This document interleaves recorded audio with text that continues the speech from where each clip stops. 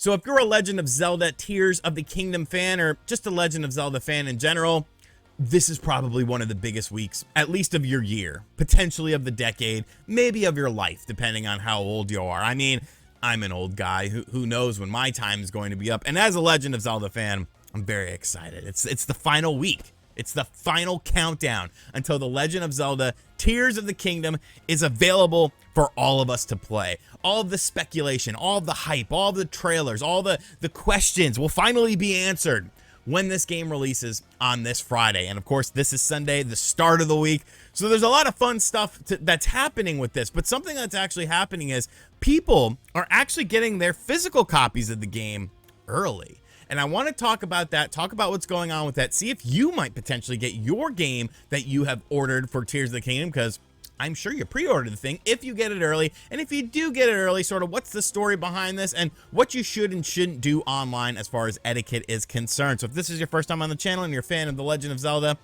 hit the subscribe button, hit the bell, all that crap. But without any further ado, let's talk about what's going on. And first and foremost, I'm not talking about the thing that fooled everyone. I got a bunch of screenshots from people who pre-ordered the game digitally saying that, oh, Tears of the Kingdom, it's loading on my Switch. I'm going to be able to play the game. Nintendo released the game early, and that's not the case. Nintendo isn't going to release the game early or anything like that. That was simply the game preloading on your Nintendo Switch. So you bought a digital copy of the game. You're going to be enjoying that digital copy of the game, but you want to enjoy that digital copy of the game when Nintendo lifts the online sort of restriction as to when you can play it. You don't want to be sitting there at midnight on Friday, if that's when it actually goes up, and being like, hey, why can't I play this game? It has to download, because it's a pretty sizable download, of course, as we know, but this is allowing the game to be preloaded so that when that online little gate does lift up, you could simply play the game. So no, you can't access it early. It's just simply there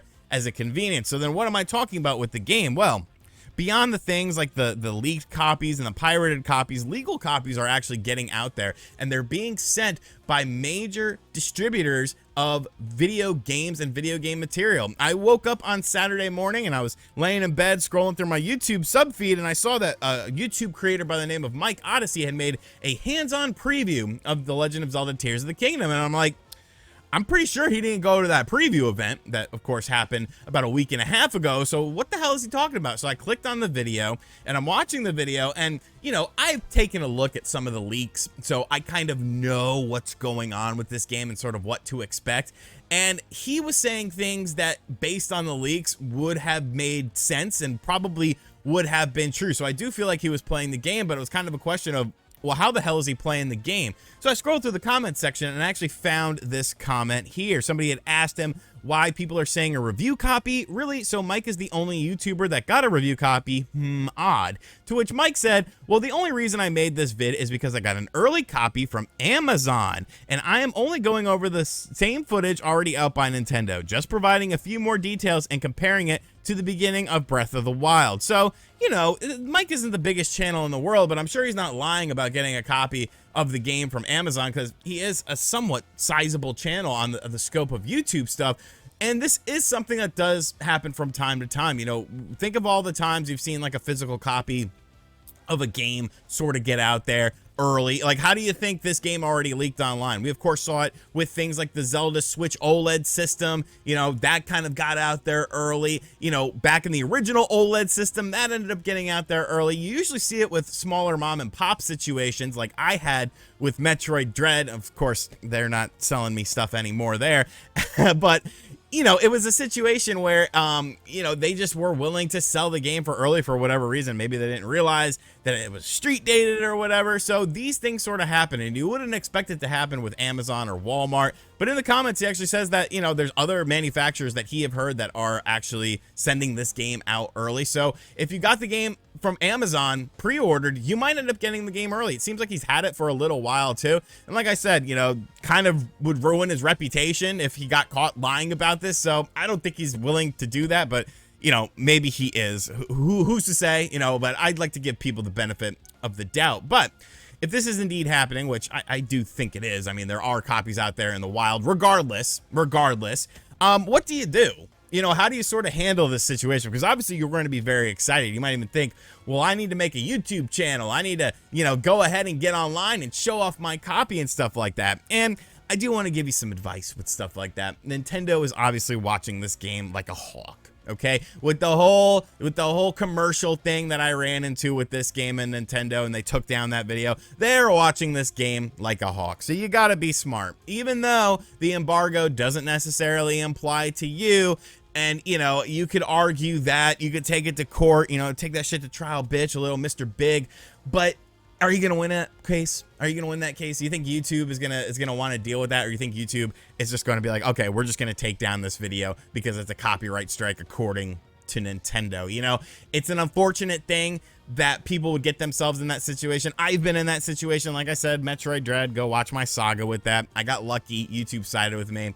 But I kind of learned a lesson. It's like, okay, you know, don't poke the bear too much with something like this. So if you feel like getting online and showing off a bunch of gameplay, don't do it. Just wait until the game comes out. Enjoy the game at your house in the peace and comfort in your own home. And the most important thing that sort of piggybacks off of that is don't be a dick. You know, don't be trying to ruin the game for people and spoiling the game for people. If people want to find spoilers and stuff, fine, that's one thing. But just posting something on Twitter that maybe ends up going viral or something like that and potentially ruins the game experience, like, that's not cool. People have been waiting for this game for a very long time. This is a very exciting moment, and I'm not trying to, you know, simp for the corporation or anything like that, but this is a big moment for Nintendo.